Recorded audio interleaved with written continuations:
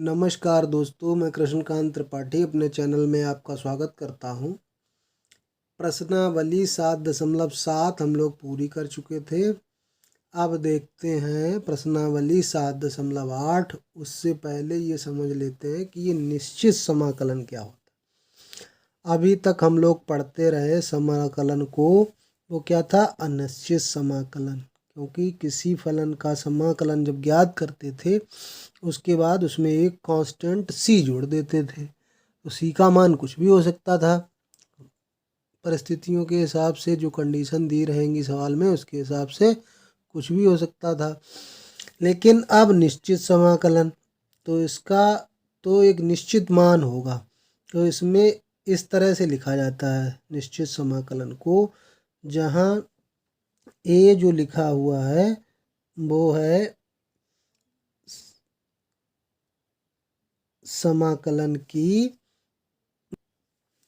ए को क्या कहते हैं? समाकलन की निम्न सीमा, निम्न सीमा। और बी को कहते हैं समाकलन की उच्च सीमा कहते हैं।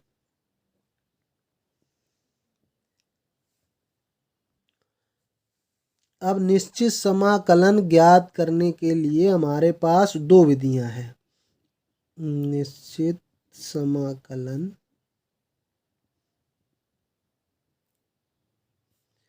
को हम लोग कर सकते हैं, एक तो योग की सीमा के रूप में, योग की सीमा के रूप में ऐसे ज्ञात किया जा सकता है। और दूसरा आधारभूत प्रमेय से ज्ञात किया जा सकता है, समाकलन की आधारभूत प्रमेय से।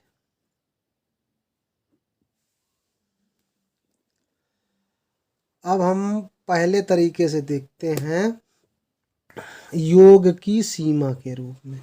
समाकलन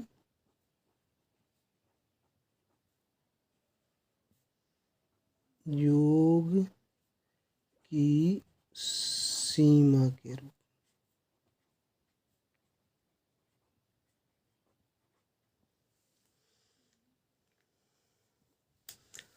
मान लेते हैं कोई फलन f(x) है हमारे पास, जिसका अगर हम ग्राफ खींचें x y एक्सिस पे, और मान लेते हैं धन दिशा में उसका ग्राफ ऐसे है, और हमें इसका x बराबर a, x बराबर एक ऐसी लाइन होगी बाई एच के समांतर, और x बराबर b, ए भी बाई एच के समांतर होगी।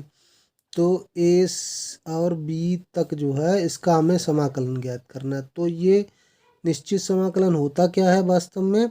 ये इन दोनों बाउंड्री के द्वारा घेरा हुआ क्षेत्रफल है।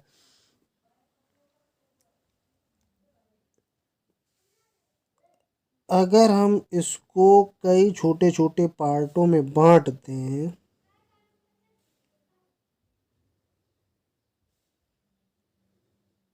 समान चौड़ाई के,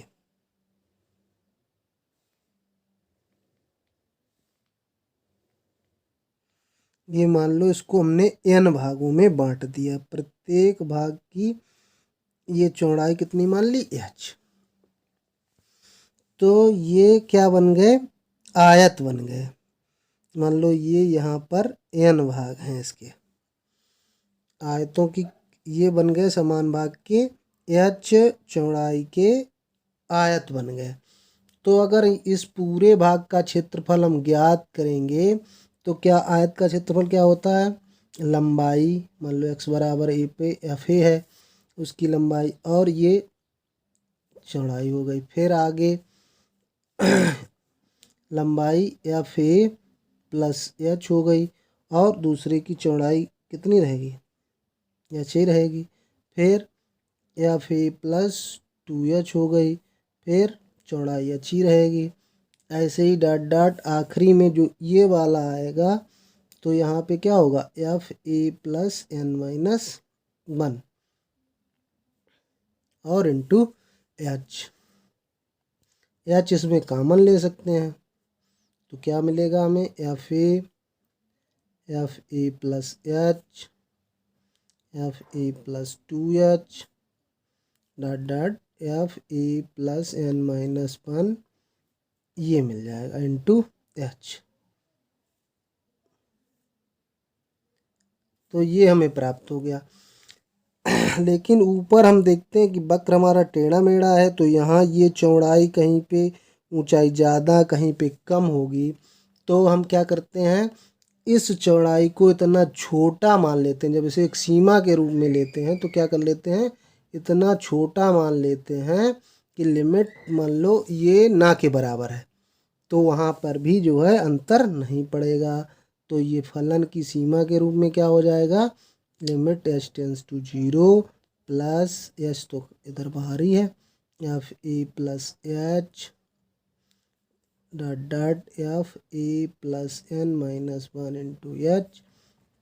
ये हमें फार्मूला प्राप्त हो गया। यानी कि एच क्या था हमारा, एच था हमने ए से बी तक की सीमा को n पार्टों में बांट दिया। यानी कि b माइनस ए, बी से a घटा दो तो यही पार्ट मिलेगा, उसे कितने भागों में बांट दिया, n भागों में। ये h हो गया हमारा। अगर हम h को बहुत छोटा करेंगे तो मान लो n को बहुत सी लाइनें खींच जाएंगी, इतनी लाइनें खींच दें जिन्हें हम गिन ना सकें।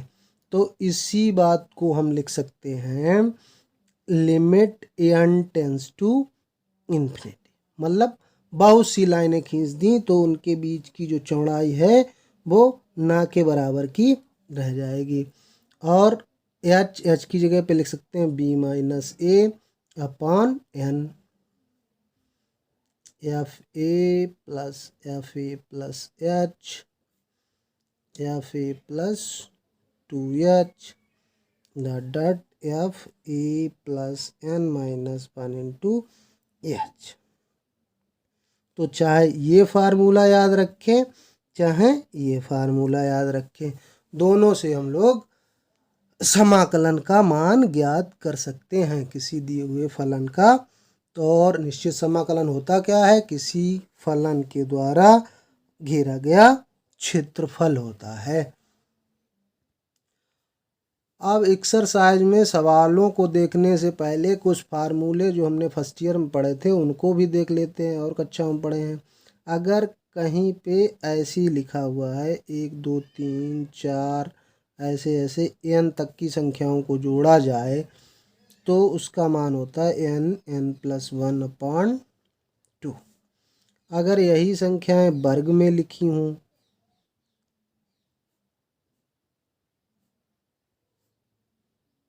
तब क्या हो जाता है, ये तो रहेगा n प्लस 1 वर्ग हो गया, तो एक और आ जाता है यहाँ पे 2n प्लस 1 और इसको किससे भाग दे दिया जाता है, 6 से। तो ये याद रखेंगे। और जब संख्याएं क्यूब में होंगी यानी कि n संख्याओं के घनों का योगफल जब हम ज्ञात करेंगे तब क्या होगा, जो n संख्याओं का योगफल है उसका स्क्वायर कर देंगे इसका, तो ये मान हमें प्राप्त हो जाएगा। तो ये फार्मूले आपको याद होंगे, नहीं याद होंगे तो याद हो गए होंगे। कितना सरल है, 1 से लेके n तक की संख्याओं का योग n, उसमें 1 जोड़ दो, जितनी संख्या है उसमें 1 जोड़ दो, 2 का भाग दे दो। इसी में n प्लस 1 में 2n प्लस 1 जोड़ दो, 6 का भाग दे दो, इसका वर्ग कर दो तो ये क्यूब हो जाएगा। पहला सवाल है हमारा एक्सरसाइज का, ए से बी एक्स और डी एक्स, इसका एक्स डी एक्स का एक्स का समाकलन करना है हमें लिमिट ए से बी में। तो इसमें क्या पता हो गया हमको कि एफ एक्स जो है वो एक्स है और एच का मान क्या होता है, बी माइनस ए अपॉन एन। सूत्र क्या हमको है दिया हुआ था कि अगर हम इसका समाकलन करेंगे A to B F X D X equal to, अगर हम एच का मान लेते हैं तो limit H tends to 0 H F A F A plus H, F A plus 2h, ऐसे ही रखते चले जाएंगे कहाँ तक, एफ ए plus n minus 1 into H तक। तो यहाँ हमको मालूम है एफ एक्स एक्स है, तो एफ ए का मान, और हमारी लिमिट भी ए से बी तक ही है, तो एफ ए यहाँ एफ एक्स है, ए से बी एक्स डी एक्स हमारा एफ एक्स है। तो अगर हम एफ ए का मान ज्ञात करेंगे, यानी कि जो एक्स की जगह पे है उसी को रख दो। अगर मैं आपसे पूछूं एफ ए प्लस एच कितना होगा, तो एक्स की जगह ए प्लस एच रख दो तो ए प्लस एच ही हो जाएगा। अगर पूछूं एफ ए प्लस 2h कितना होगा, तो कितना हो जाएगा, ए प्लस 2h ही हो जाएगा। सॉरी। इसी प्रकार से हम जिसका मान निकालना चाहें, जितने का मान निकालना चाहें, वहाँ x की जगह पे उस मान को पुट करते हैं। ये क्या हो जाएगा, a plus n minus 1 into H. तो हमारा जो फार्मूला है, तो उससे अगर हम समाकलन ज्ञात कर रहे हैं x dx का, तो लिमिट h टेंस टू 0 हो गई, h हो गया यहाँ पे, एफ ए की जगह पे मान रख देंगे a, फिर a प्लस एच है उसकी जगह पे a प्लस एच, फिर a प्लस 2h, आगे डॉट डॉट तक जाएंगे, फिर a plus n minus 1 into H.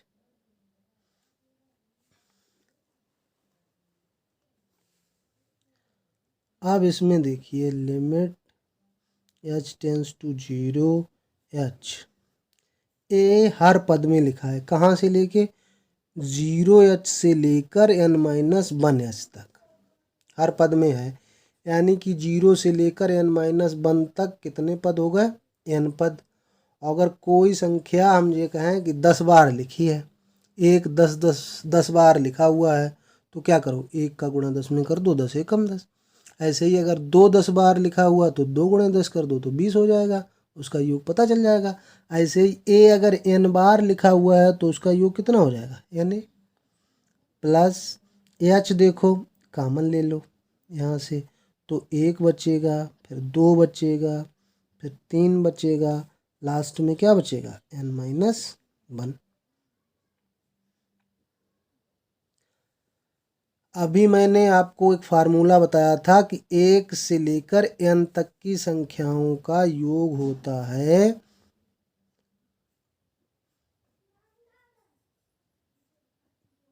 जितनी संख्याओं का योग हमें ज्ञात करना होता है वो, और उसमें 1 जोड़ देते हैं, उसके बटे में 2, तो ये योग हो गया। Limit h tends to 0 h, an plus h, इसको अगर एक एक कैंसिल कर दें तो n और n माइनस 1 अपान 2 रह जाएगा। h का अंदर अगर गुणा कर दें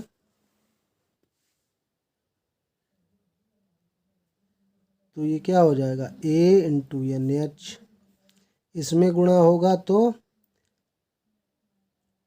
इस n के साथ इस h को लिख दें एन एच, और एक h और आएगा, उसका अंदर गुणा कर दें तो एन एच माइनस एच अपान 2।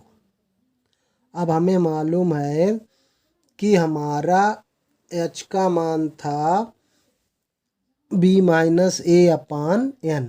अगर यहाँ से मैं आपसे पूछूं एन एच बराबर क्या है, तो b माइनस ए, यहाँ इसका गुणा कर दिया तो b माइनस ए, तो एन एच की जगह पे आप क्या रखेंगे, b माइनस ए रख दें,